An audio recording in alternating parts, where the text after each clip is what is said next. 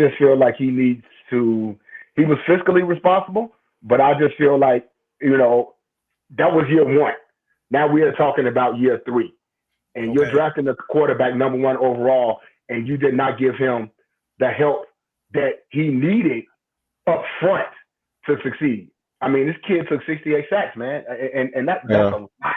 That's a lot, And looking at this offensive line today, especially, I was texting the guys earlier. I'm like, our offense has resulted to screenplays because there is no protection for a drop back pass. And he Yep. showed today, fortunately at the end, he was able to drop back and get that single coverage with DJ to get them in field goal range. But to answer your question, Bakari, he fiscally did what he was needed to do, clear the books, got the salary cap down, got rid of the bad contracts. But at the end of the day, year three, he did not solidify with the money that he had. With the money that he did not solidify the offensive line well enough in order for this to be a successful season. Because Hey, I do.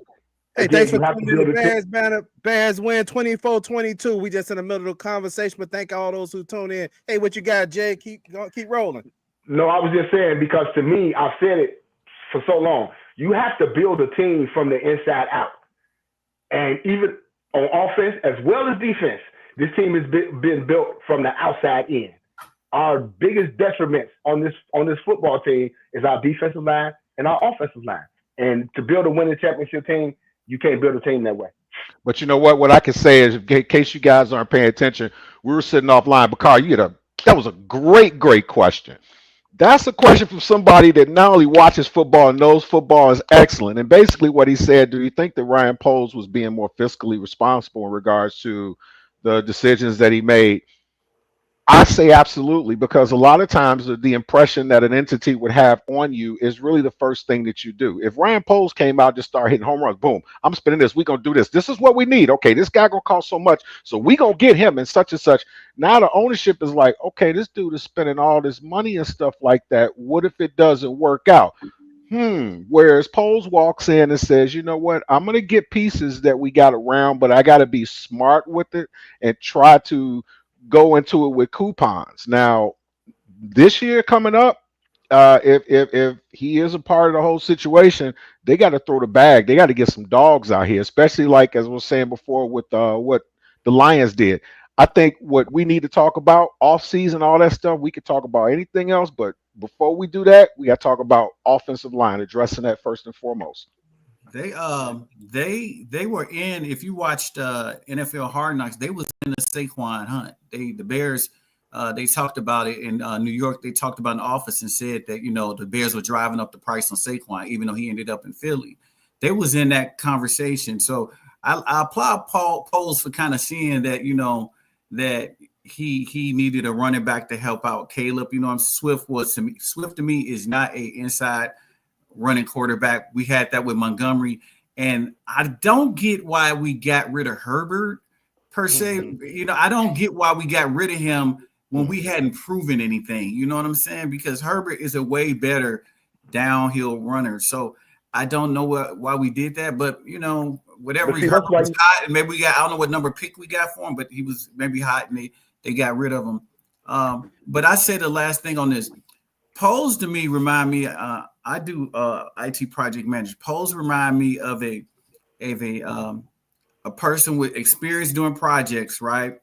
They have an idea about the projects. They bring in the people that they think can do the projects, but when they pick their guys to do it and they're not performing, they're definitely slow to get rid of them because they feel like I branded him and you can't get rid of him.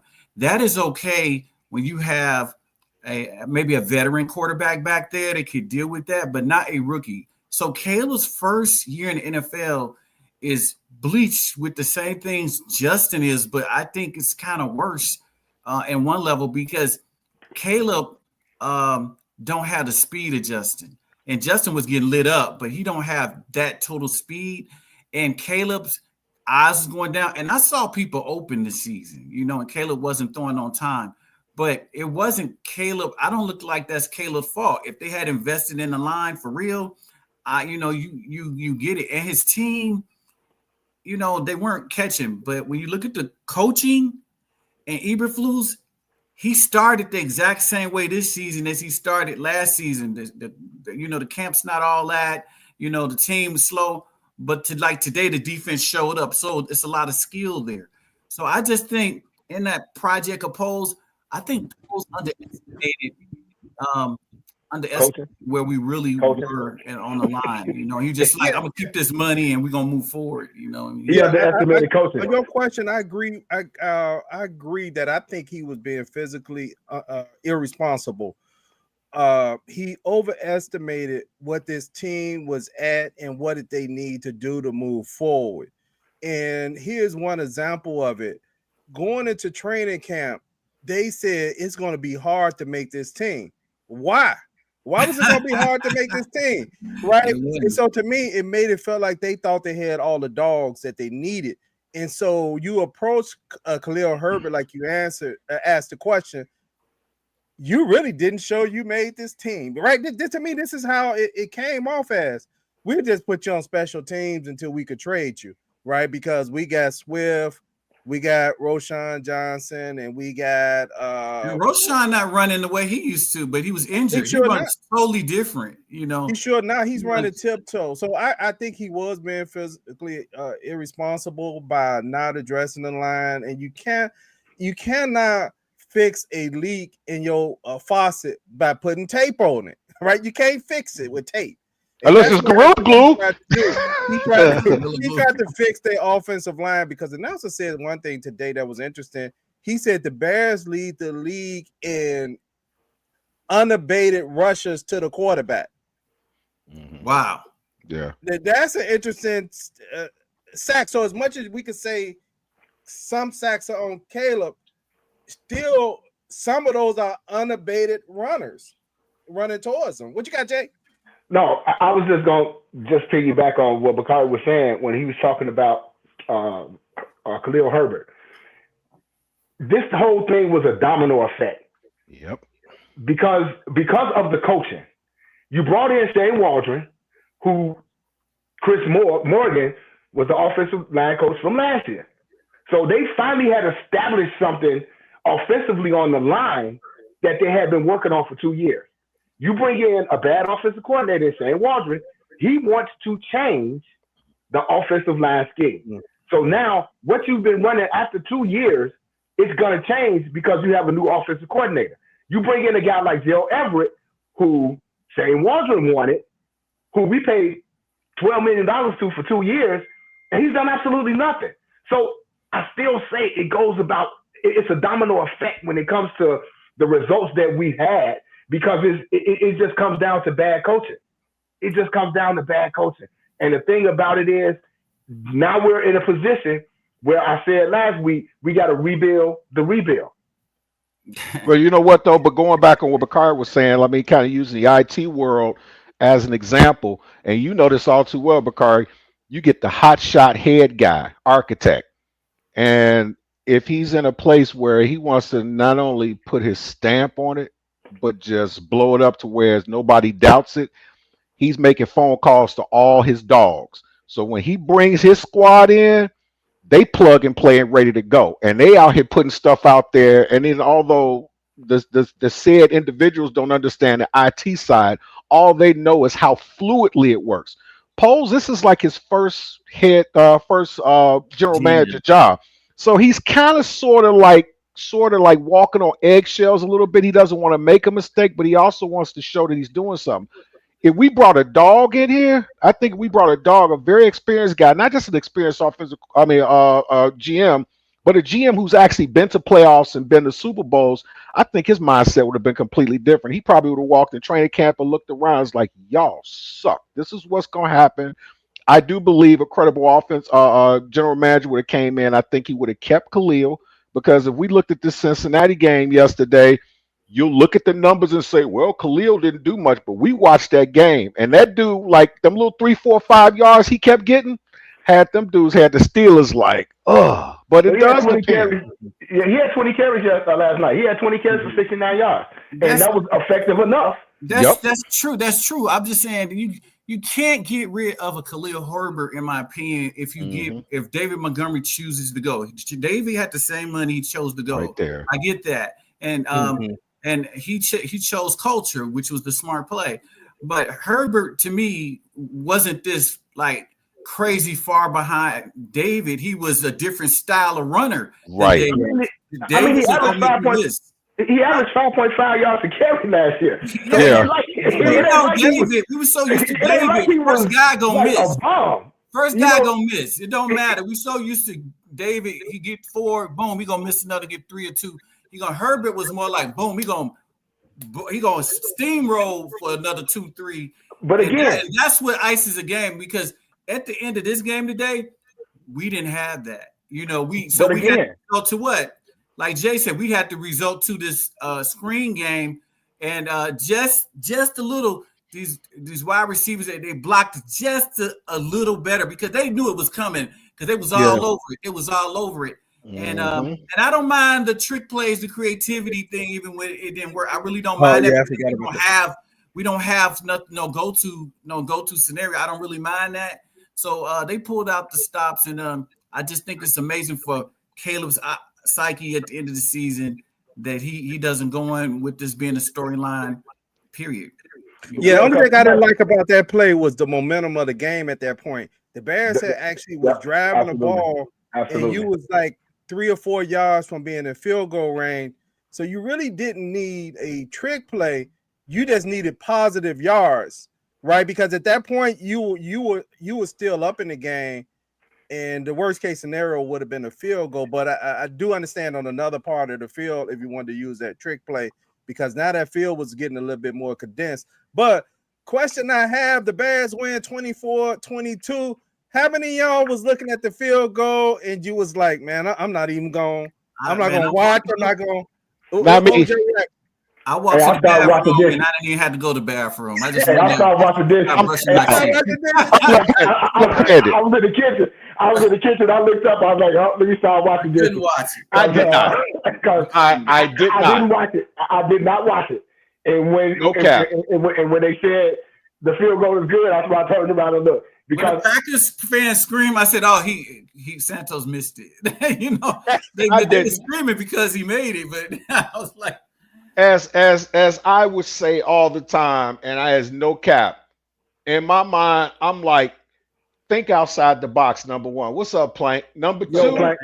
What you put out in the universe, you get back. I know we didn't have some type of bad luck. And the way I looked at it, I said, Santos, go ahead and make this lay. Let's get us out of here. And I sat up and watched it, maybe because I'm a glutton for punishment. But when I saw that ball go up, when it didn't get tipped, I was like, yeah.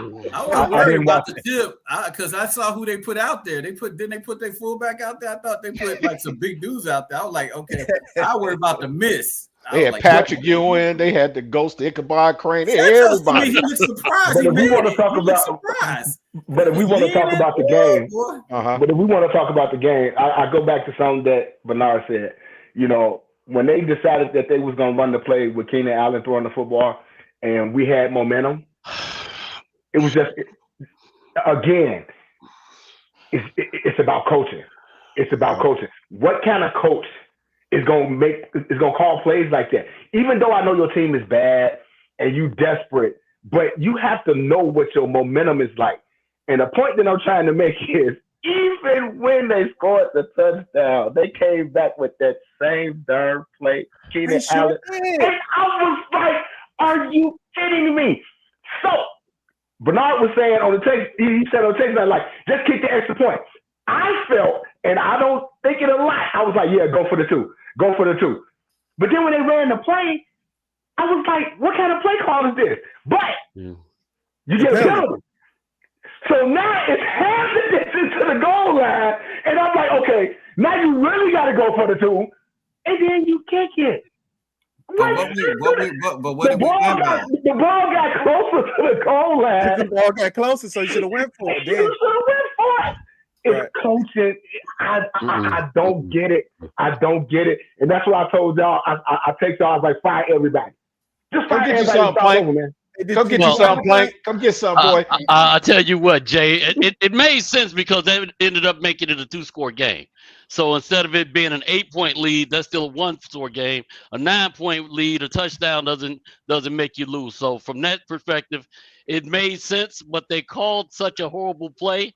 I said, forget that. Just go ahead and take the points. However, Jay, welcome back. I'm glad to see you. I miss you, brother. Hey, I'm glad to be back. I'm glad to be back, man. I got my daughter back off to school yesterday. Hey, congratulations. So she last semester, she getting ready to do her thing. So yeah, so I'm back. I'm back. And yeah, I miss you guys. I was a little bit confused, brother. Are you saying that the Bears had bad coaching now? Man. Because we had this argument. We had this argument several months ago. And you like, it's not coaching, and we're like, well, wait a minute. No. What I was saying was, and I think what had happened was. Correct me if I'm wrong. Once Eberflus got fired, my thing was, okay, now y'all got what y'all wanted as the players. But I need my 5-star players to show up. Correct me if I'm wrong. That's what I was talking about. Now I need my players. Y'all got the coach. The coach wasn't. Y'all was like, nope, this dude the idiot, fire him. Okay, so now that the coach is gone, I need my 5-star players to show up. Like I said, I need Jalen Johnson. I need Caleb Williams. I need DJ Moore. I need Tremaine Edmonds. I need Montez Sweat. All of the top 5 guys that's making his money, now I need y'all to show up. Because now it's not about coaching no more. You still got to play on the field. You still have to produce on the field. And today, that rushing touchdown that the Packers had, I seen Montez Sweat just give up. He did. So you saw it. He just gave up. And I'm like, dude, really? Is this what y'all doing? Because again, I still hold players accountable because as bad as coaches make decisions, they're not on the field when that ball is snapped. And as a player, you still have to make plays. Chicago Bulls don't win those championships without Phil Jackson coaching. So, coaches make one comment I want to make is something historical happened for us today. Not only the Bears, but the 5 years of us doing Bears Banner Talk Show. This is the first time the Bears beat the Packers. It's the first victory that we actually get to talk about the Packers. So what's my theme? What's my theme? That ain't number football Jesus. And Virginia McCaskey. Number football Jesus. Virginia McCaskey, she 102. She needed this. This was this is her birthday present. This is her birthday present. Yeah, absolutely. She needed that one. So is tomorrow Black Monday or not? Yeah, tomorrow's Black Monday. Tomorrow's Black Monday. Okay. Yeah.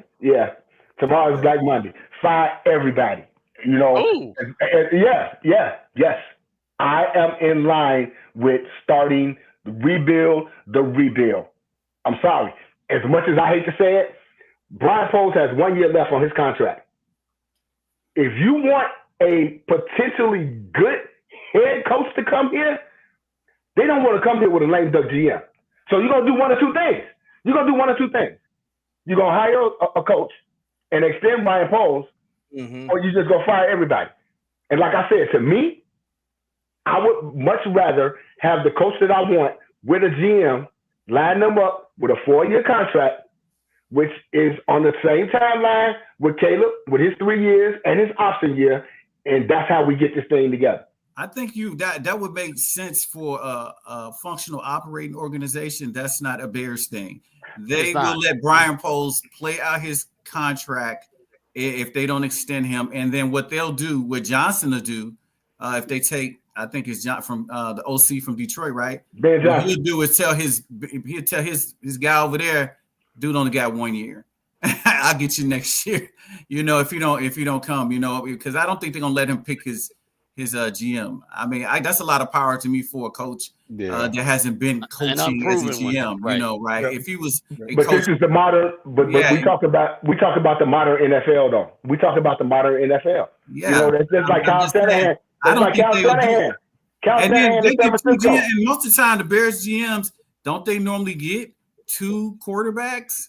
That's two head coaches. Yeah, that's what I was reading earlier. That it was like, well, normally they allow a coach to pick his own. You know, GM gets two picks for the head coach, but look, this is critical. This is critical right now. We're talking about we haven't won a playoff game since what? 2006. Since Lovey. This is a 9-1-1. Yeah, won a game. We've been to the playoffs. We've been to the playoffs. We haven't won a game. Yeah. This is a 9-1-1, and they unfortunately to me. I'm just trying to get to the playoffs. I don't know about winning. But see, I'm not trying to just get to the playoffs. When as we fans go raise the bar. People talk about I'm with it. You're right. People go get to it's okay if we get to the playoffs. No, it's not. Yeah, you're right. You got teams that get to the playoffs every year. Right. When are we gonna set some standards where we like, especially me as a season ticket? I'm like, I want to win. And we need to go see Beyonce and realize that Jay ain't all that. He ain't all that. Yeah. Hey, so I think the only GM I could think of that didn't get a chance to pick as second coach was Phil Emery. Phil Emery, Phil Emery is who fired Lovie Smith, and then he hired Trestman. Mark Trestman. He was on here 2 years, and they replaced him with the other Ryan Pace. Ryan Pace. Yeah. But anyway, the Bears won this game 24-22. I know we kind of jumped in today with a conversation kind of already going. Man, proud to have something positive to end this season. I'm gonna say this on here like that. I'm looking forward to looking at the Packers YouTubes. Oh yeah, you ain't gonna find none because they all talk about technical difficulties and stuff. Because somebody on our page today, they was like, the Bears won. The Bears just happy because they beat the Packers. That was their Super Bowl.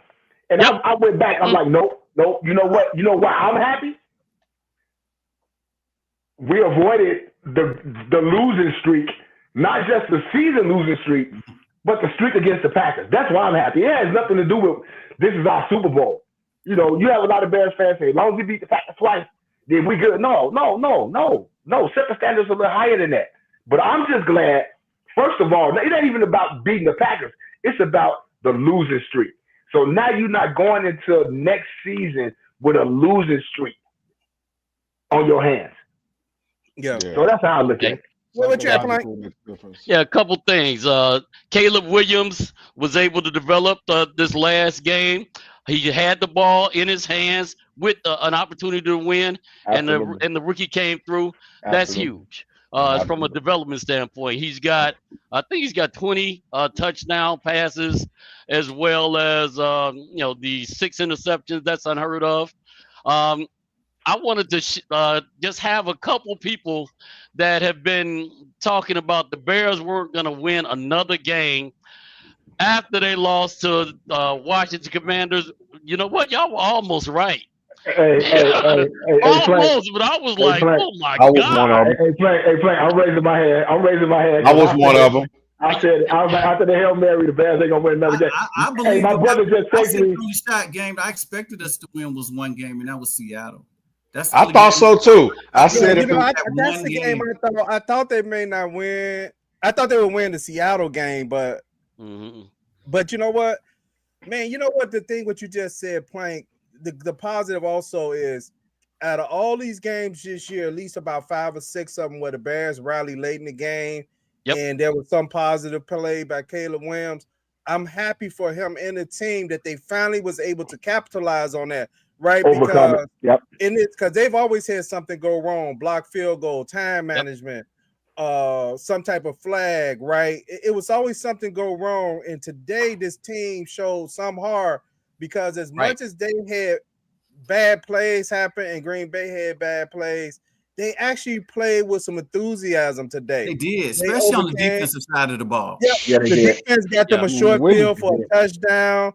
They actually got a sack fumble where they actually hit a quarterback running full speed. You hadn't seen it all year. Side note, real quick. Keith, Frank, you say tomorrow Black Friday? Yeah, it is. I'm sorry, Black Monday. Black Monday. Call it Gray Sunday. the Patriots have just fired Gerard Mayo. Here we go. Oh, wow. Man, Here we one go. season. They waited a long time, didn't they? But winning changes the psyche. That's not his team. Here we go. That Say it again. wasn't his team. Hey, Exactly. Apparently, it sure ain't now, is it? it definitely ain't now. So here we go. Ain't nobody waiting for Monday. But winning does change the psyche for teams, though. Number one, you go into a season after having won your last game. Today. Number two, when you win, your wife looks a little better, you sleep a little better, food tastes a little bit better, your disposition's better. Somebody walk up with some streetwise and put in your face, you're like, no, brother, I only got a credit card. You know, you feel better about yourself. But what I will say about Caleb Williams is this. If y'all some tried and true Bears fans, give this kid a chance, because this kid has the third highest number of sacks in the history of the NFL. And this dude just won a football game for us as a rookie. He is not bent. His being angry is the fact that they lost. But for him, you look at his body language, this whole thing is like, I'm out here, I'm going to put this on my back and do it. Y'all can say what you want about this kid. Give this kid a chance, because me personally, I believe if we get that offensive line together, a whole lot of detractors going to be out there with their little Gucci knee pads. Oh, Caleb Williams the best. I'm about to get me some pink fingernail polish too. And I'm happy for DJ Moore that DJ was able to redeem that fumble.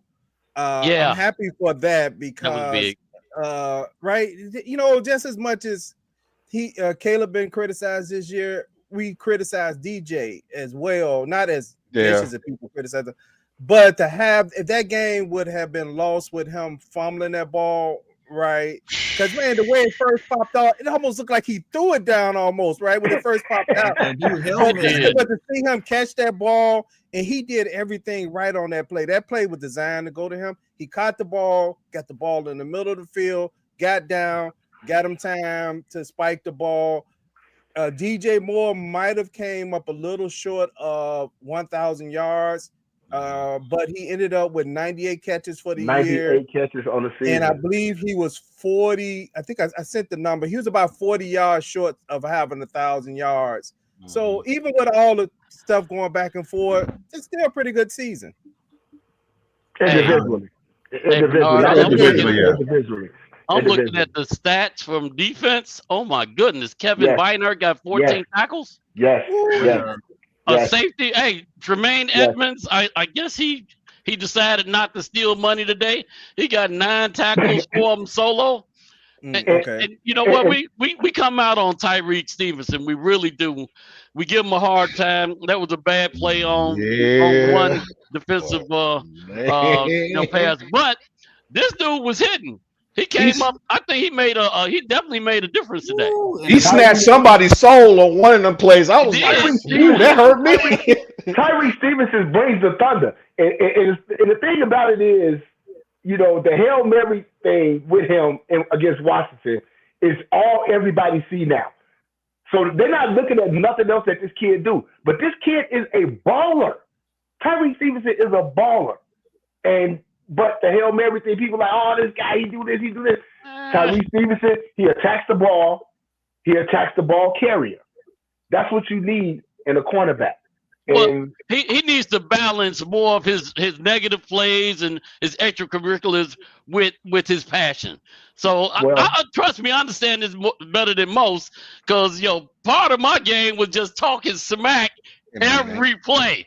Hey man, why you come out here? Why you let your mom come to this game?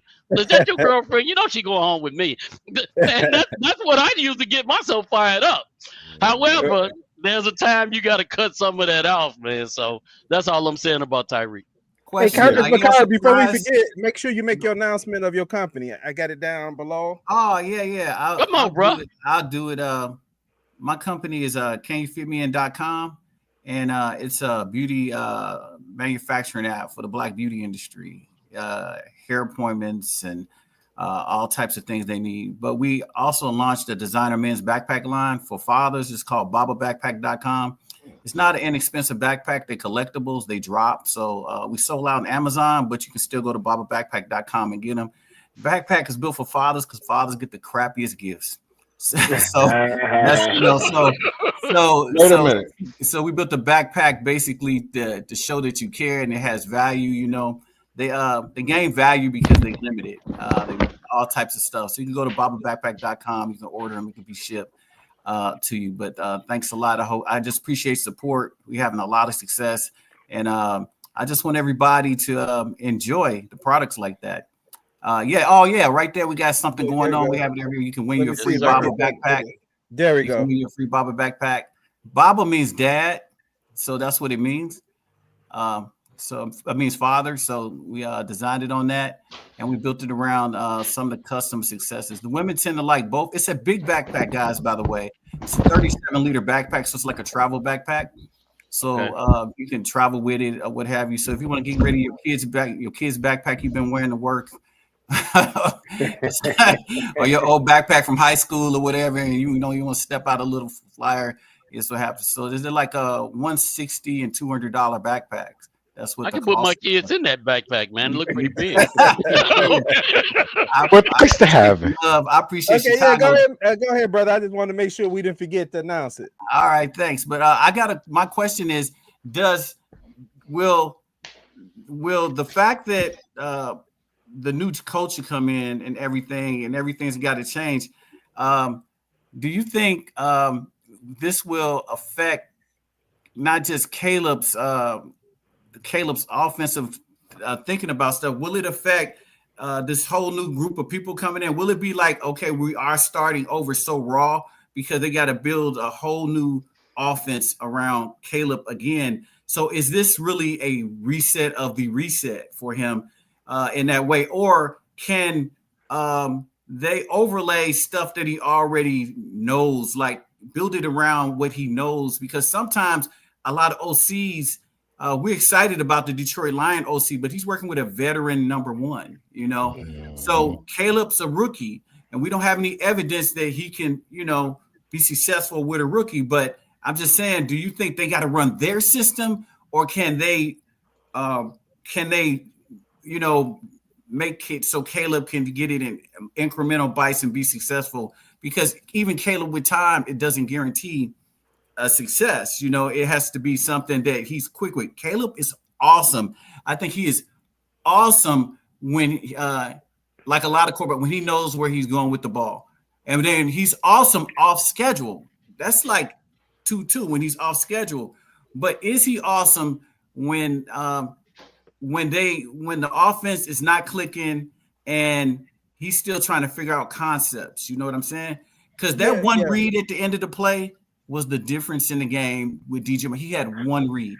I would like to develop on that. Now you just got 2 reads. We're just going to do 1-2 reads, man. I don't care if you get 3-4. I don't need no pure progression. I don't need that. This play goes to DJ. This place goes to, the tight end. This play goes to the right. They're not there to throw it away. I want you to be playing like I'm playing Madden, to the point when I'm calling plays, because in Madden sometimes you can't read the whole field.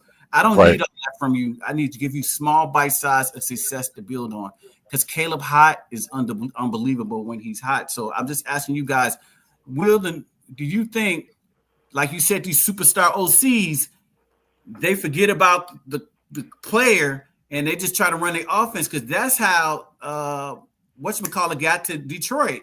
Sean McVay couldn't work with him. He threw him out, and he traded for Stafford. Do you think that we're going to get in that situation and can it be avoided? I don't know. I think they should. I think they should run a offense that fits Caleb. I would like to see a lot of boots because he throws well on the run. I would like to see them move away from pure progression reads with him. I really don't like it in the way they ran it this year because of the receivers they have right now, unless they make adjustment. Pure progression reads are based off you being able to put the defense in conflict. But those guys at time, they're not running their routes with enough conviction to put the defensive backs in conflict. I would like to do some simple reads, get the ball out your hand, a lot of naked boots, and I would like to see a whole lot develop around Cole Kmet. When I looked at Yes. next gen stats, Yes. Cole Kmet has the most yards of separation by anybody on the team. It's 4 yards. Now I could say that could be part of them not throwing it to him. I'm not sure, but he has 4 yards of separation where everybody else is about 3. And Rome Odunze, I like to see him more involved in his offense. His yards of separation dropped from 3.3 earlier this season to 2.9. That's you're not supposed to be going backwards in yards of separation. You're supposed to increase if anything happened or stay the same. So that's what I hope happened. They build around his strengths. But you got Jay. I just think separation.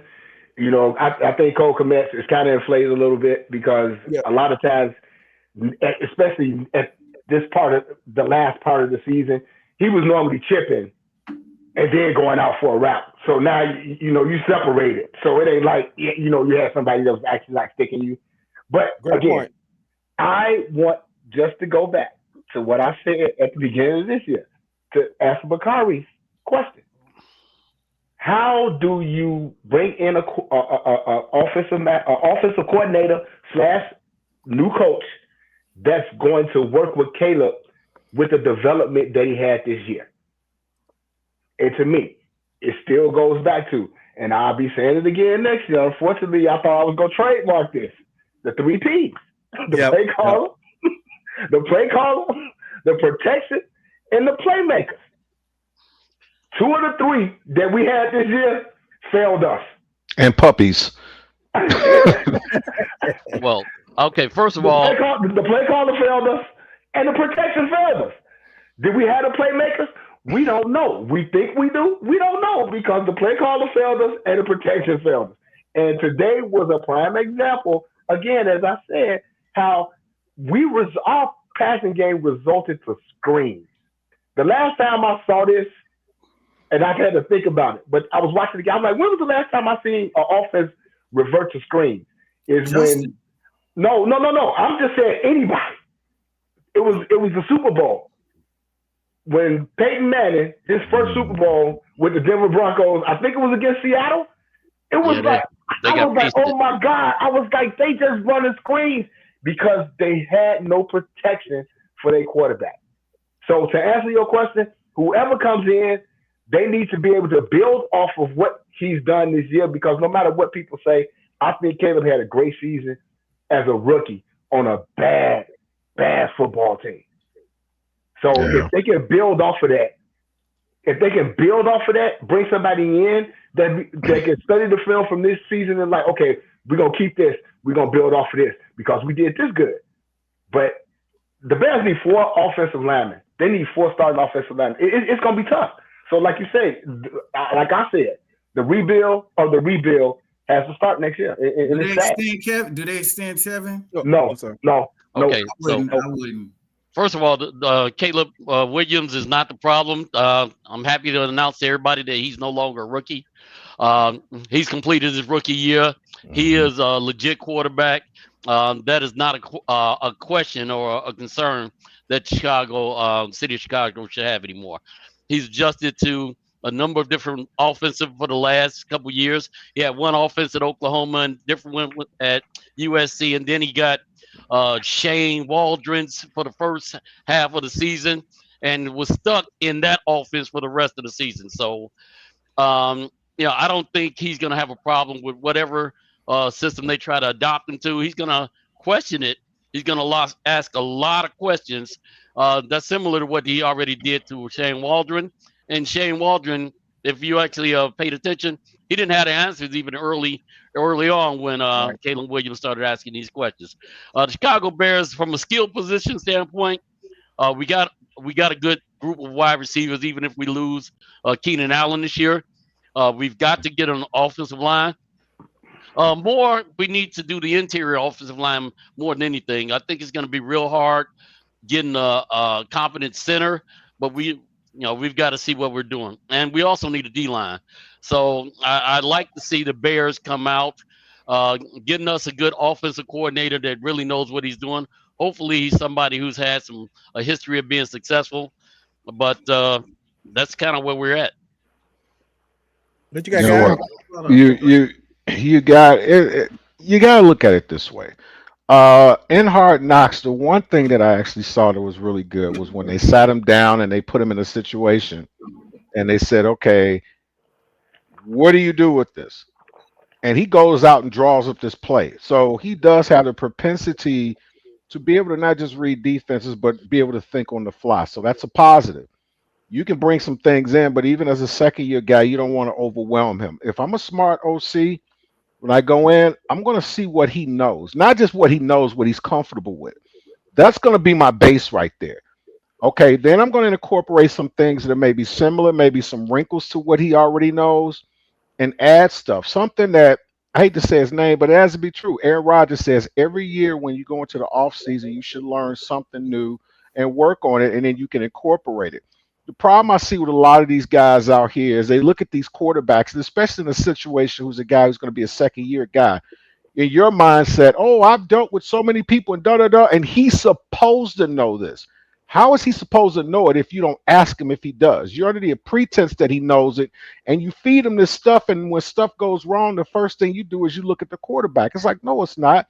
If I'm like kindergarten level Spanish, but I go put an advanced level Spanish book in there, and you looking all crazy, it's not my fault that I don't know. It's your fault for not recognizing that I don't know it.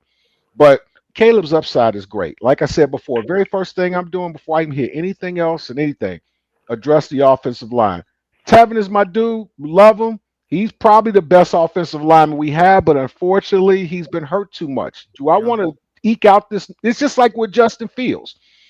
If Justin Fields wasn't on his like 2 years away from his contract year, whatever, maybe he would have got another chance to come another year or so. But you have to quantify the top paid offensive lineman, and are you comfortable as a franchise of paying a guy who only plays 75% of the games to give us money? And it's no. Get out there. You got to get you a vet. It's some guys that are out there. You go out there, and instead of being frugal with your money, stop playing a little nickel and dime game, the Maxwell Street game. Go out there and say, look, we need you. We want you here. We'd love to have you in a Bears uniform. What's it going to take? Then negotiate instead of saying, okay, this guy's worth $19.6 million. Like, well, if you come to the Bears, we can give you $9 million. You want to build a team that I'm tired as the fan to come up and ask, okay, man, maybe we can make the playoffs. I'm really, really jealous of teams who go to the playoffs every year. You know what their fans think over coffee? They're thinking how far we're going to go in the playoffs. It's not even a doubt whether we're going to get there. That's what I want us to be. What you got, Jay? But no, I just want people to understand though, because I see it so many times. People be like, the Bears ain't good because they don't spend no money. That's not right. Money. That's not. I just want people to understand that that's not the case. The case is we have not had no competent coaching. And again, people talk about the GM. I'm talking about the GM.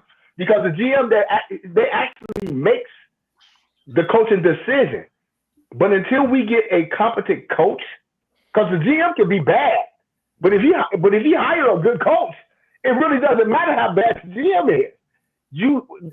The game is all about coaching. It's all about coaching, man, and we have not had that. We talking about Lovie Smith. We went from Lovie Smith, who got fired after winning 10 games. We went to Mark Trestman. We went to Matt Nagy.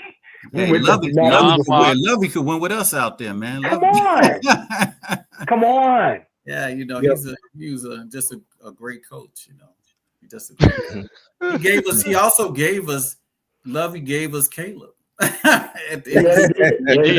did. Because he could have went out there and mailed it in. And, but he was like, he knew he was going to lose his job. He said, not after I win, I'm going to win this game. I think our coach also, I think he's a better play caller from the booth. He a better play caller from the booth. Because when you're on the sideline, you're not seeing the game the same way. And I think that took a little for him to get used to, calling it from up there to sitting downstairs. But at the end of the day, it's no small feat that he got this team together and win his games. People should give him some love and some respect, that he somehow got this team to rally and win a game. He lost all the other games, but he won a game that last time I checked, we haven't beat the Packers. I'm just trying to remember since like Josh McCown went to Lambeau. No, 2018. 2018. Who was quarterbacking? Mr. Trubisky. Trubisky. That was the last time. That was the He went last to time we Lambeau won. and won? Oh, Yeah, that was the 12 and 4 You year. know what? You're right because the last time we beat the Packers.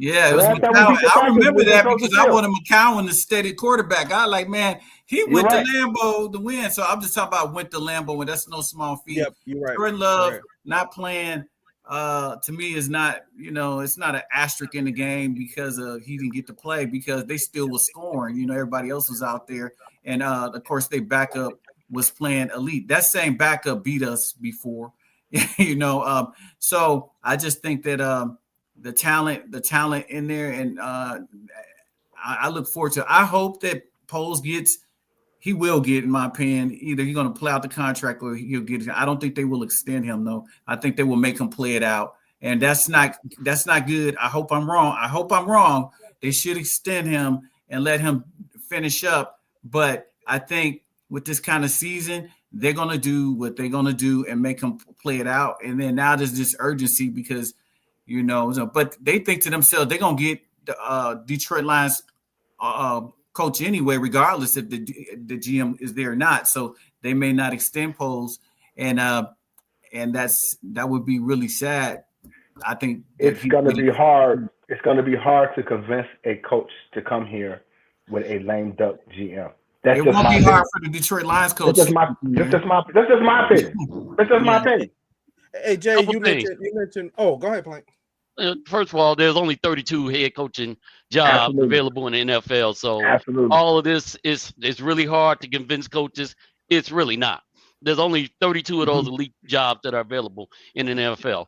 Not if I'm an offensive coordinator that my team's scoring 35 points and we possibly gonna win the Super Bowl this year. Now, everybody doesn't get a chance. Everybody does not get a Super Bowl, but are you gonna make that? Everybody doesn't get a chance. So again, if the Lions get to the Super Bowl, which I don't think they are, if the Lions get to the Super Bowl or win the Super Bowl, Ben Johnson got all this.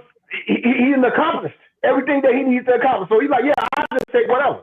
Yeah, I'll take the Bears job. I got a Super Bowl ring now. This would be a fine line because a lot of teams going to be looking for head coaches right now. And a lot of these coaches are still going to look for the best situation to be in. And to that point, I think the Bears are not as bad as they might look. I think one of the things we need to do is actually extend Tevin Jenkins. I know that may be unpopular, but he's a guy that knows the culture of the team. He's coming off questionable year. However, he's had a past where he's actually been not only our best offensive lineman, but one of the best offensive linemen in the NFL. It's hard to replace 4 out of 5 offensive linemen in one offseason. It is. We don't know about Braxton Jones already. Yeah. So again, as much as we're saying they throw everybody out, that's how you end up with the Nate Davises of the world. So you need some kind of continuity. So it's almost like, are you going to make a decision to keep with Braxton Jones or Tevin Jenkins? You need at least one of those guys to come back. I got a question, Jay. When you mentioned a point about being cheap, this is the interesting thing is it's subjective to what a person spends their money and how they spend their money, right? Because that's really what fans actually sometimes as fans, when we don't know the answer, we just say they're being cheap.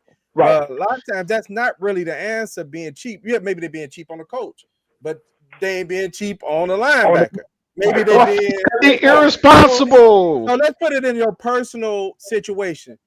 If you get your check and spend your whole check every time you get it, you're not cheap, right? Now, somebody, say, for example, your girl may say you cheap because you're not buying clothes, right? You ain't cheap, but you a dummy. You a big dummy. You may not be cheap, but you a big dummy. You still spent your whole check every time your check comes. So you're not being cheap. Maybe you're not spending your check wisely, right? Because you shouldn't try to spend it all. But the Bears, Right. you always got to question how they're spending their money, right? That's why you could go into a season like this and you could believe that all we need to do is get a bunch of receivers and we're gonna be fine, right? Why do Okay, We already Vrabel got get that. why do That may not be a Vrabel get smart so move. much love then? Why do Brian Vrabel he get so much love when he was in Tennessee? Like, why does he get so much love about being like a possible Bears coach? He knows what he's doing. He went to the Because- playoff every year except his last year there, and he went with Tannehill, and he made Tannehill look better than he had looked all those years in Miami. And not And only he's the that, champion. he's a head coach. He's a head coach. He has a lot of, like I said, a lot of these guys, people don't understand. Like when I talk about Ben Johnson, I say to myself, like, he's a great offensive coordinator, but is he a head coach too? We don't know. It takes a lot. We It don't takes know. a lot. You know, just like, and I wanted to go back to what you were saying. You were talking about Thomas Brown. I envy this guy. This guy did the best as he could when they promoted him the offensive coordinator. In And then they Carolina, was he like, was in Carolina. oh, now you're going to be the head coach. And he's like, I just became the offensive coordinator. So now, not only am I in charge of the offense, I'm in charge of the entire team. Right.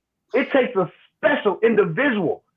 And if you look at it in the NFL, like Blake said, it's only 32 jobs, but how many coaches are head coaches and play callers? You're right. It ain't many. It ain't many because everybody can't do it. Everybody ain't Sean McVay. Everybody ain't Matt LaFleur. Everybody is not Kyle Shanahan. For instance, Jim Harbaugh, one of the most sought after quarterback head coaches this past season. What is he? He's a head coach. He's not an offensive coordinator and a head coach. He's a head coach. Yeah. Everybody in his family is a head coach. Right. He only gonna last 3 years. Everybody can't do it. Everybody can't do it. And people be like, I want an offensive man and head coach. Yeah, I want one too. But is he a head coach and an offensive coordinator? It's hard. Right. And people don't understand that. They don't understand it. Yeah, that's true. I mean, you know what? Here's the deal. I just like I was talking about with the defense. Bears are synonymous with defense. Everybody leans on it. I don't care what happens. It's gotten drone into people's heads to whereas no matter what the Bears are and what the Bears do, the first thing they start talking about their defense. We could have the worst defense in the league, and the first thing they'll do is applaud the defense. It's like, wait, I'm not in this sentence, but wait, they're 32nd in the league.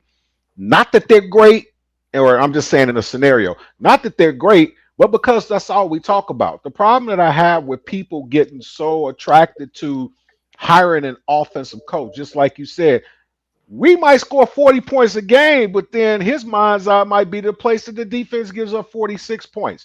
We need a facilitator. We need a man who's a leader of men, not just offense and defense. We need a guy who's being able to. So that's why Vrabel is basically, because Vrabel, regardless of things that have happened in certain instances, he's already proven that he does have the ability to lead a locker room, both sides or whatever.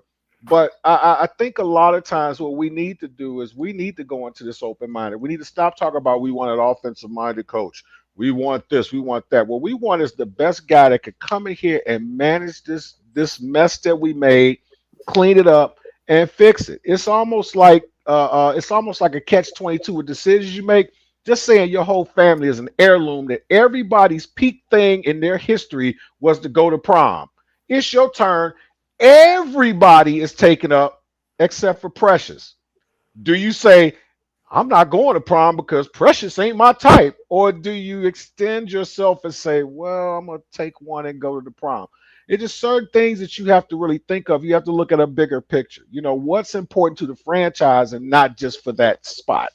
Precious I want to mention this as far as the game itself. Is the I know prom. we're getting to the end of the game, and I want to point out some things. You just mentioned defense. The defense was able to get some turnovers today. I hope Jalen Johnson is okay. He got a crucial turnover today. He punched the ball out that gave the Bears a short field that led to a touchdown. I'm gonna say, even though it wasn't great statistically, the Bears actually showed up in all phases of this game today. They did. This is the first time. Oh yeah, we forgot the fake special teams play. That was amazing. Oh my God, that was. They got the special teams play. They got the special team plays the first time this year. They ran the ball back. This is the highest scoring points that since Thomas Brown took over originally as OC. They got 24 points today on the scoreboard. I think the highest they had got was 20 in one of the division games, and every game since then it's been declining all the way down to where it was 3 points last week. So they did show up on offense. They showed up on defense, and I got to give Santos credit. He hit the field goal at the end of the game to seal the game. So Santos all around, clause. the Bears made some plays on every aspect of the game. What you got playing? I see you about to say something. Yeah, you're right. No, from a defense standpoint, I mean, I think the defense still was dominated for most of the game. We could not stop the run, but we did come up with four fumbles. That makes a difference. So that made all the difference in the world. Thomas Brown had the team still playing. But what I want to go back to, go ahead, Jay. I'm sorry, Clay. But what I want to go back to is what Bakari said. Special teams. We did have the fake punt. Guess what? DJ Moore had not been on a punt return all season long. Yeah. This is what I'm talking about when I talk about playmakers. The Packers see a playmaker on the field. And it like this. And he's looking up like, and the ball is nowhere near him. Even us and the cameraman was messed up. The cameraman he's looking up at the ball. The ball is on the other side of the field. That's what I'm talking about when I'm talking about playmakers. Playmakers make a difference. This kid has been on special teams all year. The epitome of a decoy, because even the cameraman was faked out. You saw this, and when he did like this, the camera was like, uh-oh. I just knew. I'm gonna be real. I just knew when he caught it. I said they're gonna call it back for something. The game of football is like Denzel said. It's chess. It's not checkers. And if you got a coach that can play chess, it makes the game a lot simpler. It makes the game a lot simpler. And I just hope that this off season, and I'm so glad this season is over with. Thank God. I just hope that this off season that they get it right. My name is Guy, and I'm glad to be a Bears fan. And you know why?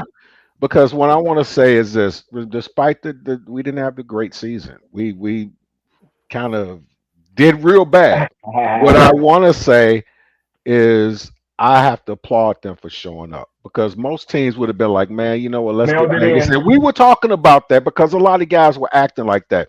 They ain't play like that today. Them dudes play like dogs. And when Stevenson popped my guy, I was like, okay, it's about to be one. It's about to really be one. And I actually think the Bears play harder this game than they have probably like the last 4 games. Exactly. I agree. As I was watching the game, I was like, okay, I'm like the Bears are actually out here playing.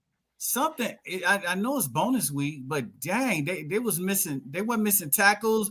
They were on the stretch plays. They was getting out on those stretch plays. I was like, this was kind of like remind me early in the season when the defense was like popping like that most of the games. They was really motivated. But if you're a Bear, it shouldn't be hard for you to get up to play the Packers, man. Because I don't hate Detroit, but I don't like the Packers. Oh, I hate that. They won for a reason, though. I like to give Erica Collins credit. Erica is a Green Bay fan, and Erica has been very supportive of Bears banner. I got to give it, Yes. Erica said whenever the Bears finally beat the Packers, she said she was going to show up on the show. So, and that's a real fan, man. Give her her props. All right. Applauding the Bears victory. Give her her props, man. Give her her props, because you know what? It ain't easy. First of all, neither of us like each other, the Bears and the Packers. But to have somebody, her, to show up, because she's been giving it to us all year. But you know what? But gotta give her her props. But gotta give her her props though. But that's the epitome of what we talk about, man. That's what you call a fan. You lose, you take that L, but you shake the hand. But the reason why we did good is thanks to my lovely children. I got a throwback 1985 Ditka Bears jacket, starter, got the zip in there so I can put my peanut butter and crackers in there and all types of stuff. But back to Erica, man. I mean, that's big. That's big because you know what? That's why we sit up and we hear like a lot of trash talk with a lot of teams and all that stuff. But the character shows that y'all lost today, and under the circumstances that y'all lost or whatever, you were fair enough to show up. None but love for you, sis. It's a lot That of takes respect that was integrity. gained by that. Respect gained by. You know what's another thing? When I talk to my Packers fan, they know Caleb is good. Mm-hmm. They Yeah. know that. They know Caleb is good. They know the Bears is not all that, but they know Caleb is good. Because all my Packers say, man, they should because they winners. The Packers are winners, and that's why we hate them. They winners, and I want to flip that, and I want the Packers to hate us. So when they look at the schedule, they don't go, "Oh, that's 2 wins right there." I want them to go, Right. No, I hated them when they Yeah. were losers too. So And the sad thing about it is, the sad thing about it is, we got 3 NFC North teams in the playoffs. So it's almost like I got to find somebody. Well, I already know I'm rooting for Philly, but you got to find somebody to root for. But you got 3 teams out of your division. I'm rooting for Detroit. I could never. I lived in Detroit for 8 years while they went through that Okay, 0-16. and that's fine, and that's fine. But I'm gonna tell you the downfall of Detroit, which is what I was telling Detroit fans. And I know we get They off hurt. which I was telling Detroit fans in Soldier Field a couple of weeks ago. The Detroit is gonna lose one because they got 17 people on injured reserve going into the playoffs. That's not good. But I'm gonna tell you something. As much as people like Dan Campbell, he's not a smart coach. Because all that stuff that he pulled during the regular season, going for it on 4th down, I just want to feel the game. Go instead of kicking the field, it's gonna bite you in the butt when it comes to the playoffs. Hey, And that's all he I'm saying bite about people's the stuff. knees off, man. Yeah, So they yeah. play hard for That's him. during the regular season. So That's let's during the see. regular season. That's during the regular season. I do respect. Dan Campbell has not changed. I do respect. He's picked his lane. He gonna live in it, taking on the chin. Yeah, it can make them lose, but these past 2 seasons, what has it gotten them? It's gotten them in the playoffs and right a game before the Super Bowl. But again, Bakari. So, and that's fine for Detroit fans. Just getting to the playoffs because they had never been. It was a play. It was a play before the Super Bowl, though. The ultimate goal is to get to the Super Bowl. That's all I'm saying. But if he played safe, he could still not go to the Super Bowl. Well, that ain't everybody's ultimate true. goal. That's Some true. people just want to make it to the playoffs, strangely enough. Right, which is why I say that's what Bears fans at, and I need the status to be a little higher. Than It's not just the Bears fans. Pittsburgh Steelers, all they want to do is make it to the playoffs. Hey, them too. Yeah. Hey, Jay, when you mentioned playmakers, I want to go back to playmakers, and I want to emphasize that I'm happy for Caleb, and I want to say DJ Williams again. DJ Moore again, because DJ scored the offensive touchdown too. He caught a pass and made a great run. That's the only passing touchdown we got, was the passing touchdown to DJ Moore. He had about 8 catches today. I think about roughly around 86 yards. And the touchdown was 32 yards. It was a screen. What's that?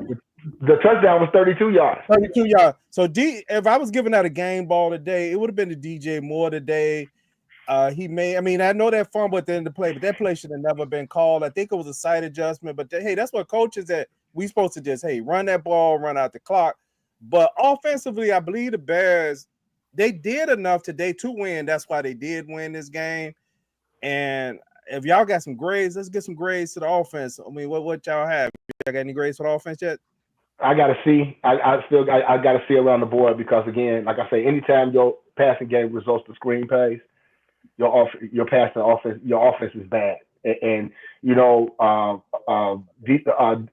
Swift, he ran the ball good enough today, but again, he can't run between the tackles. He can't run between the tackles.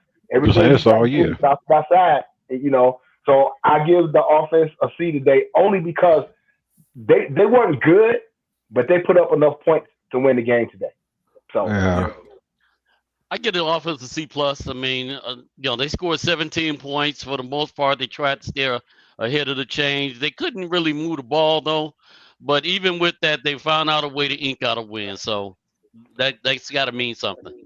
Yeah, I give him a C as well too, man. I mean, it's like it's a sad set of circumstances where we look at what we did with the offense, although we won, and we actually are sitting up and kind of saying like mediocre. So They let's are. see.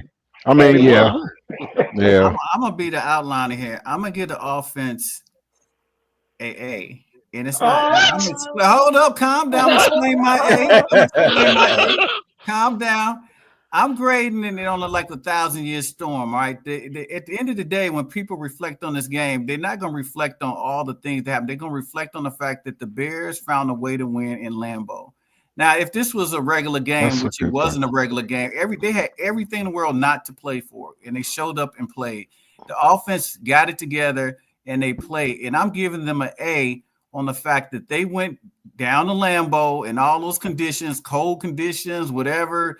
Not only did they job, but they stood together as brothers. They stepped up as men. And, at any moment they could have quit, and it was only them. At the end of the day, they was on their way to Barron, losing as usual, on the way out, and they still executed a coached play to put them in a position to help their rookie win. So I look at a team coming together in the most critical moments as a valet. So this is all extra credit. This has nothing to do how you looked in the first, the second, the third quarter. It has to do with the only stat that mattered, the W on the other side. So that's why I'm giving them an A. Amen. Kari, I have no problem with you giving the team an A if that was the case, but not offense. Right. Because I'm feeling everything you said. Because you're exactly right. Because they could have went and just laid down. They didn't have Yeah. to lay down. Right. But yeah, you're right. You're right. But there's no way that offense got an A. Yeah, I get an offense a C plus. I thought they didn't panic today. When some things went wrong, they showed some mental toughness today. And even though statistically it wasn't really like any eye popping, but they did make the plays when they had to, other than that one trick play with Kenan Allen. There was a couple of coaching decisions that I kind of questioned, like when you went down to the goal line. And you what was you should have went. Well, originally I was saying kick the extra point because you would have been at 8. But the play you called was kind of ridiculous. But then once you got the penalty, I thought you should have went for 2 then, because you could have been up at 9. I mean, you was only 1 yard away at that point. So play calling things. What you got, Jay? third down conversions? What were they today? Because I felt that they were really, really good on third down conversion today. For some reason, they really, because there was a lot of times I was like 3rd and 6, 3rd and 7. Here we go, and they converted. So I actually think they did pretty well on third down conversion today.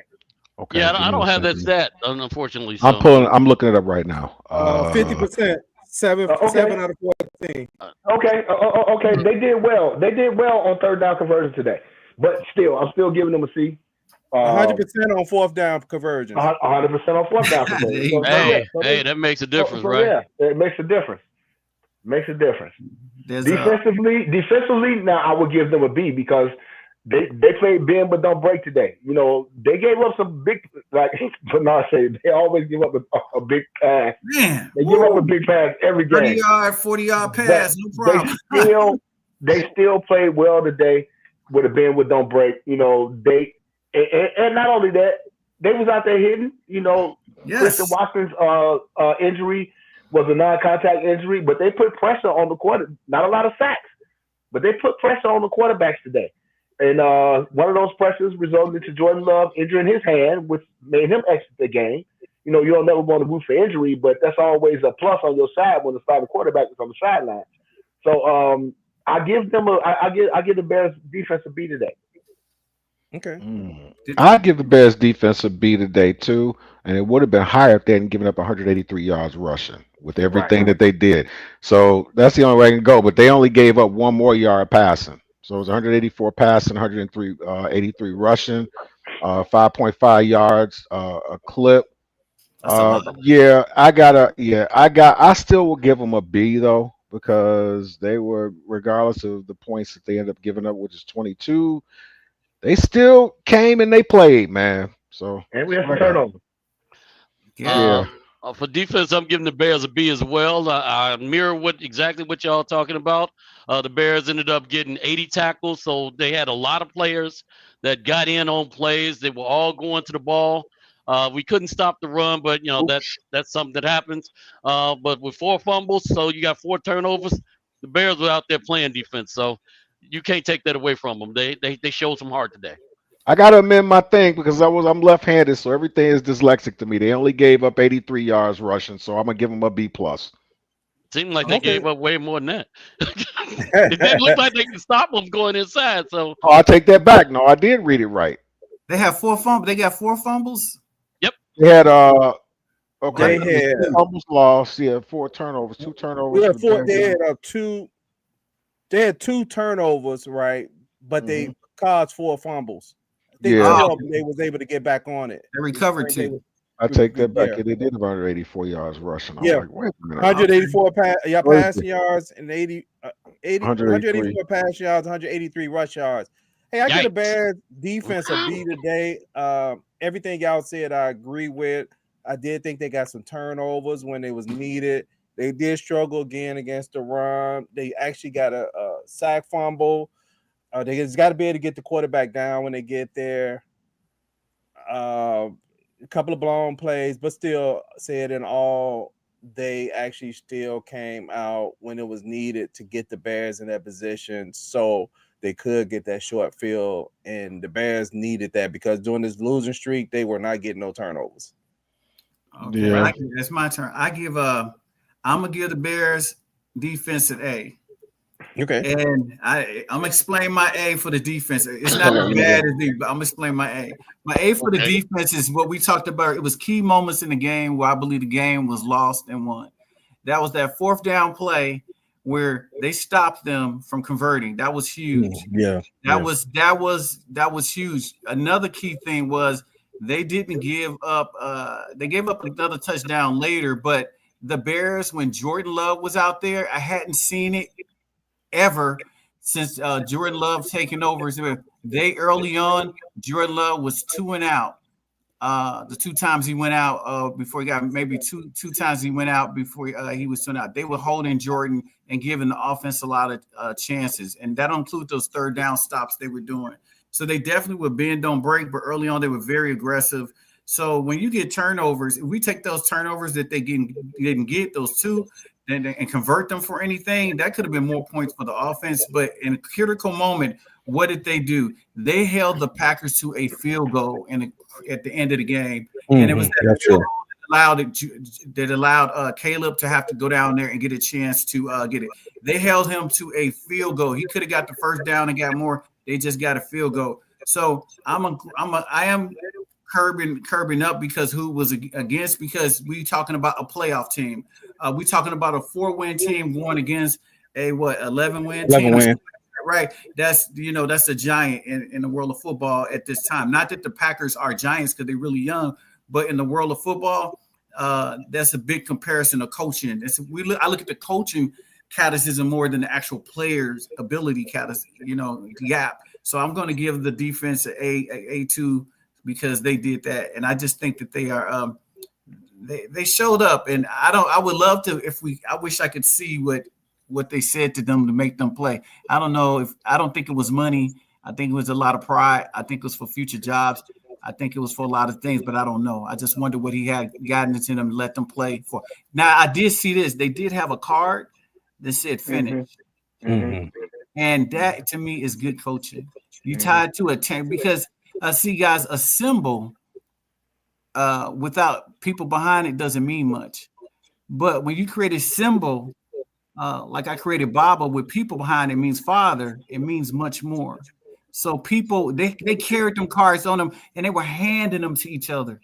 That made them proactive about their results, made them feel good. And it was like, we don't care what the offense does. Here you got the card, now you finish.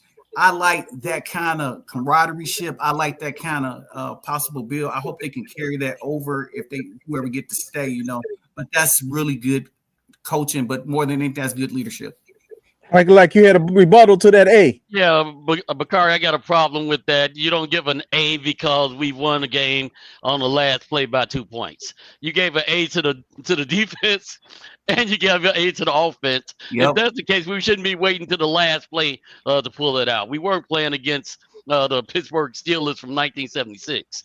Weren't we? No. But weren't we? And on another note, not Bears related. On another note, not Bears related. I was watching the Tampa Bay game, and what's his name? Baker Mike Mayfield. Evans. Baker Mayfield. No, Mike Mike Evans, Evans. that was big, Mike- wasn't it? Mike Evans needed 5 yards for a $3 million incentive. Lieutenant. They went out there with like 12 seconds left in victory formation, and then they realized that he only needed 5 yards. They called a timeout and spread them out and threw the ball to Keenan Allen, not only to get his 11th Mike Evans. 11,000-yard season, 11 straight 1,000-yard season, but a $3 million incentive bonus in his contract. That's big, man. That's love. That's love for a team. That's I love. like that. That's You- love. Black coaches, baby. I want to mention this on narratives, right? When the talking heads like you, they say something different. When they hate you or dislike you, they say something different. Last year, Jameis Winston audible a play. So a guy on his team, it wasn't even really for a bonus. It was to get him some positive yards right in the end of the game. This is when he was with, I forget which team he was with last year. It wasn't New Orleans. New He Orleans. was in New Orleans. New He Orleans. called a play, and the talking heads in the NFL was like, I would get rid of a guy like that. And he said, I wanted to make sure he got the yards that he needed, because that, I think that would have been it was something like that was the only game that he would have played that he wouldn't have had, he would have had 0 yards. And Jameis audible to play, and they ended up getting a touchdown. And they was like, Jameis is the worst guy. I don't know if y'all remember this happened last Yeah, I year. remember that. Oh yeah. I bet them same guys tomorrow is going to be like, man, that was great. What was a wonderful thing Yeah, they yeah. did for him. Wow. An exceptional idea of sportsmanship. Yeah, he's such a team player. But as we know, the narrative is always different when it's right. us. It's a learning curve, yo. It's a learning curve. Y'all got grades for the special teams? Yes. Woo! I know I'm gonna get an A out of y'all. Hey, you definitely gonna get an A out of this one. It's a You unanimous definitely gonna get A. an A out of this one. All What's his right. You definitely gonna get an A out of this one. Field goals This and is- kickoff return. Come on, man. When the last time how many kickoff returns did they have go to the house this year?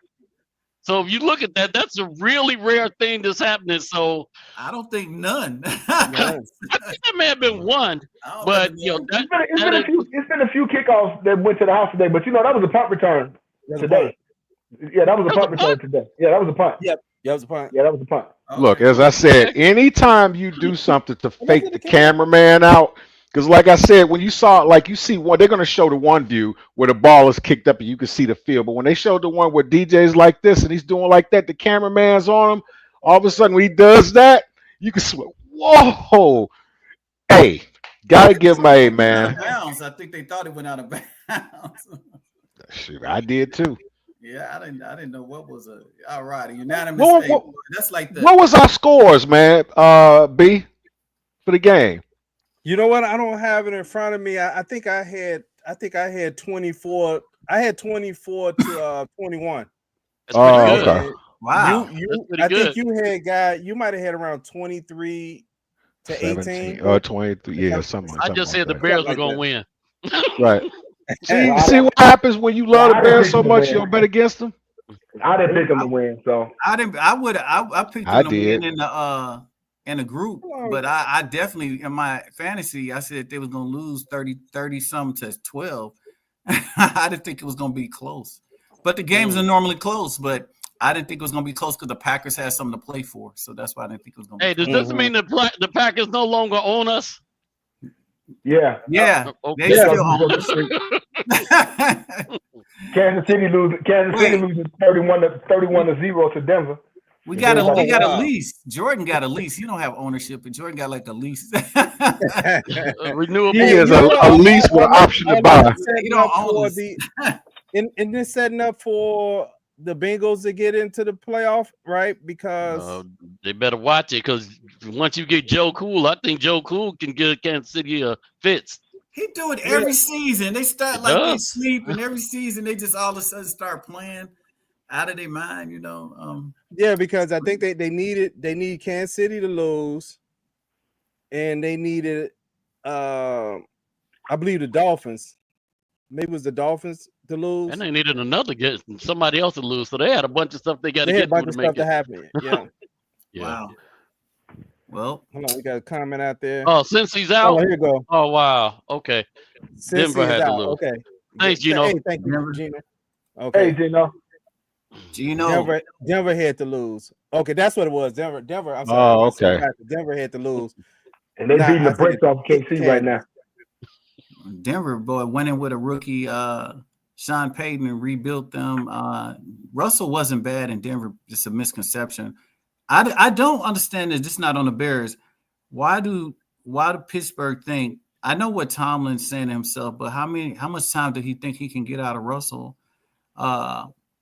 playing that position? Now, this is Justin's quarter contract year.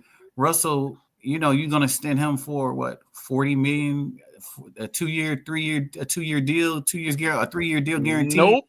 I mean, what are they going to do there? I know they're going to keep Russell. Do you keep Russell and try to give Justin the Jordan Love deal? You know, try to make him stay around a little, except he gets some crazy money.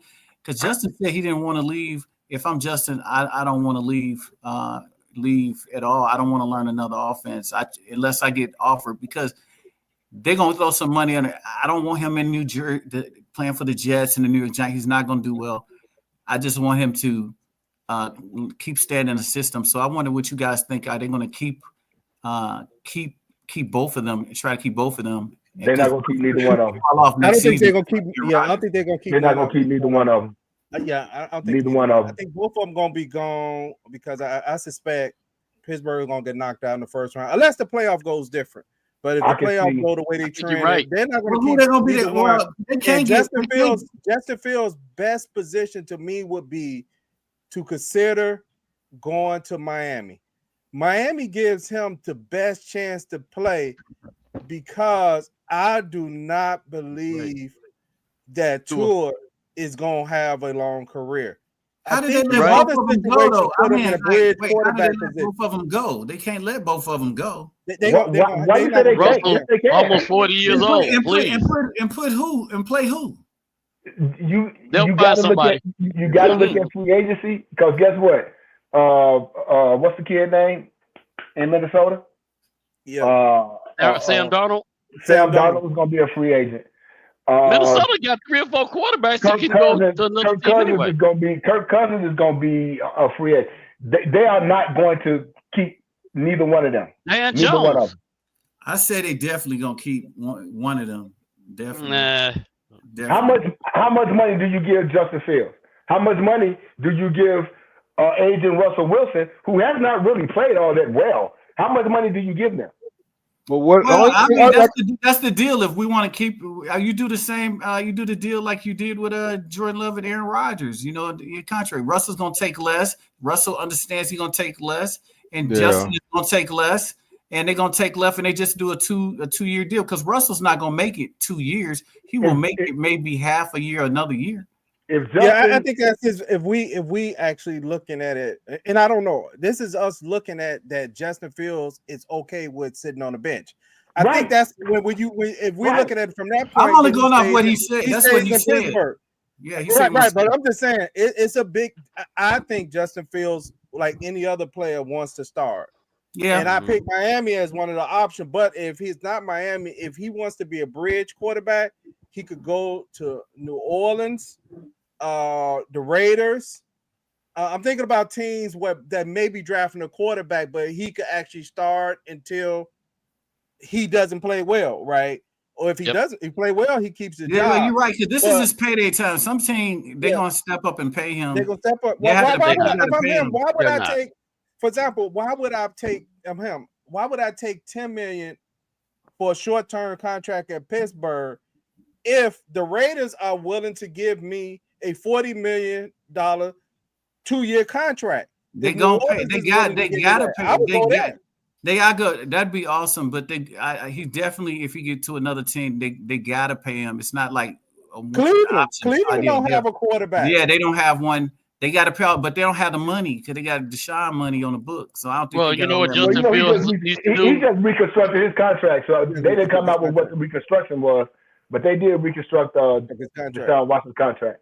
Justin Fields has to play better, man. So we all like him and all these other things. If he plays better, that takes care of itself. Mike, that don't really matter in the NFL because we got tons of quarterbacks that are just not good getting paid. You know, tons of them are getting elite money. Kirk Cousins got all that money and he didn't play good.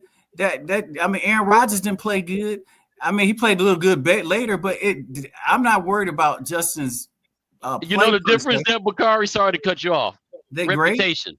No, history and reputation. If you've got a history of being a Pro Bowler or making it to Super Bowls and going deep into the playoffs, then people give you a higher evaluation. Justin Fields doesn't have that. So he has a history of losing. He can't get Sam Darnold money? No, not after what Sam Darnold just did. No. I'm talking about where Sam Darnold went to before he went to Minnesota. Before he went there, he had been on some other teams. He had been to Carolina. He had been to when he started. Sam Darnold making no money this year, though. Sam Darnold, Minnesota is a good spot because Sam Darnold not really making no money this year. So give me a middle of the road quarterback that's making money. It's middle of the road quarterback. Dan Jones. Daniel Jones.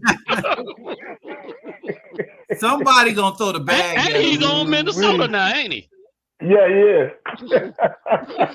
Hey, Gino, I know. I was looking at that. I almost felt like it almost looked like originally that DJ almost fumbled on purpose to me originally when I first saw it. But after I saw the replay, it was just a great defensive play. So the helmet was on the ball. It was just a great play. Gino, at this point, the Bears need to get a culture of winning, and that's way more important than getting draft choices or draft positioning, in my opinion. It don't matter because we still finished in the top 10, so it don't matter. Well, they had a whole lot of suck teams this year. The top 10 what? Defense? No, top 10 in the draft. So what would it take for you? What would it take what would you say if the Bears in their first pick did not draft an offensive lineman? I would be so mad. If they draft a defensive lineman, I'm fine with that. Or if they you need both. Or if they got a nice like free agent offensive lineman in the year before the draft. If the Bears don't use every draft pick they got on offensive or defensive linemen, I'm going to be mad. Just like Mark Chin, and I'm calling you out. You talking about drafting a running back from where's the kid from? Really? Arizona. Really though? Oh no, not that guy. They probably talking about a game changer. You ain't changing the game if you ain't got no protection. Cole's probably gonna trade out of the top 10. He probably is gonna trade out of the top 10. Watch. Come on. Because after all them 3 and outs, and he been in Arizona for as long as he is, he gonna freeze by August. Not December, January, but August. The Bears, I think they was gonna draft 9 going into this game. 9th. Yeah. They might have moved to 10th. But if you're looking at how the draft is going to shape up, you have teams who are actually in that top 4 or 5 who need quarterbacks, right?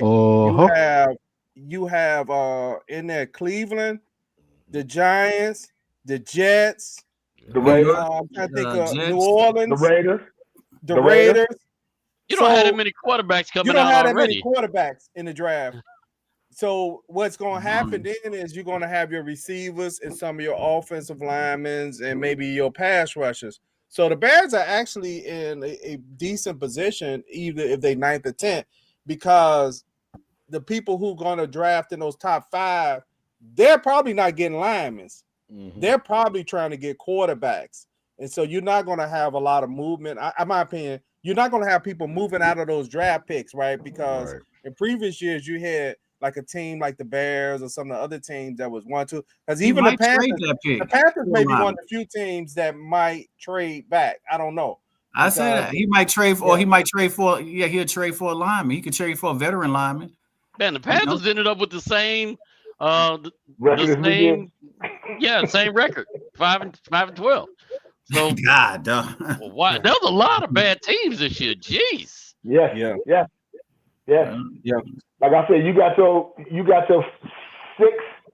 I'll maybe say 8 elite teams in the NFL, and everybody else is mediocre. That's it. That's how it played out this year.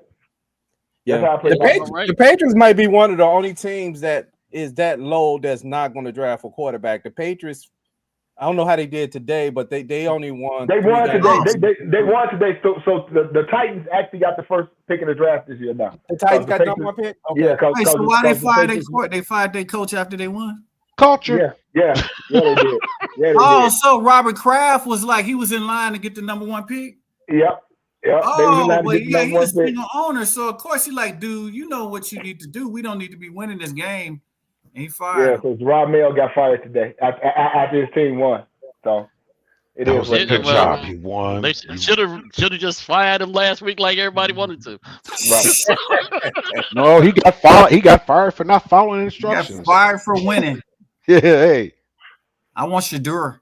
Yeah, Really? pretty much. Well, y'all know Travis Hunter going first overall, so it don't even matter. Y'all know Travis. You know what? I want to believe and say that he is, but I got a feeling he's not. Somebody gonna screw up. Watch. Yeah. He's going number 1 overall. Travis Hunter going number 1 overall. Where he going to go? I think he's gonna go to the Raiders. No, he's going number 1 overall. Position? He's going to Tennessee. Are the Raiders? What pick do the Raiders have? He's going to be a third down wide receiver. He's going to be a third down wide receiver and a full-time defensive back. He's talking Travis Hunter. I was thinking about the. That's just how good this kid is. He's going to be able to allow a team to save a roster spot. Hold it. Stop. Okay, so is Travis Hunter better than Marvin Harrison was last year? Exactly. No.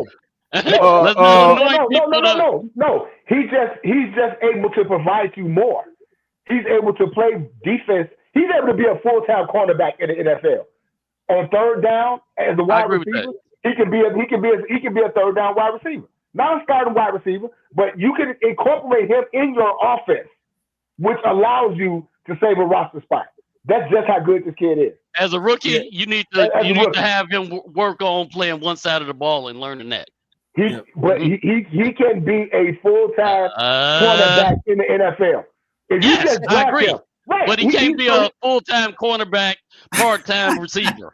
Yes, he can. Hey, thank everybody for tuning in today. Only as a third down.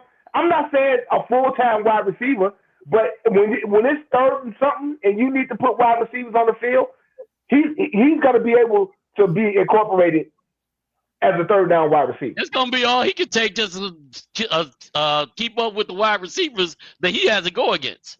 Well, let's just agree on one thing. He's going to get a letter in the mail from Kroger saying, we thank you very much for your interest in the position. However, you're overqualified, and Velus Jones has taken up 3 spots here. So we deny your employment here at Kroger.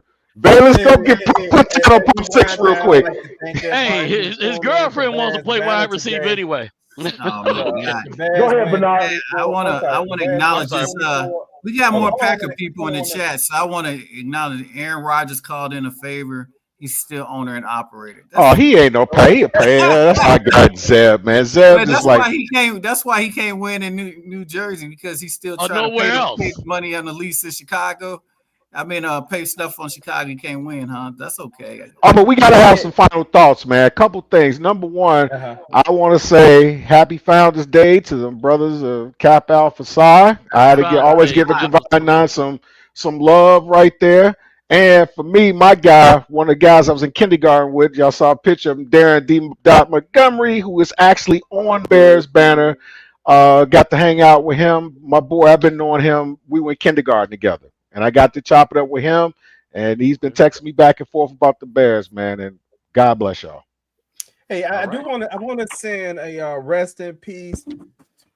One of my favorite singers who died January 3rd, a few days ago. Brenton Woods. I know a lot of people may not be familiar with Brenton Woods, but I'm a Dusty guy. He's the Ooga Booga man. Ooga Booga man. Ooga Booga.